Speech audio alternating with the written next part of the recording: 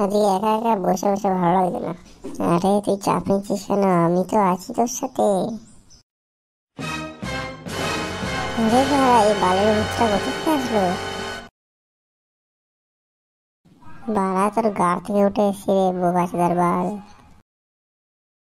তুই কি ছেলে ভূত না মেয়ে ভূত? আমি কোন ভূত দেখতে পাচ্ছিস না? না, দেখবো কি করে, তোর সবই তো ঢাকা।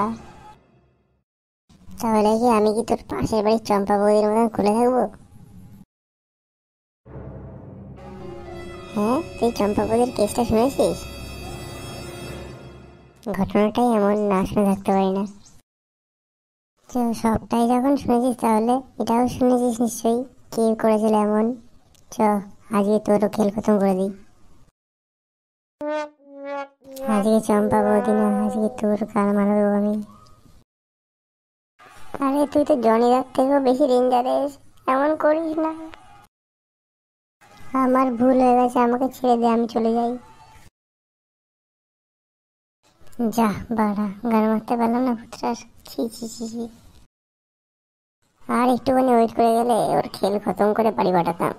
ছি, একটুখানি যেন গাড়টা মারতে পারলাম না।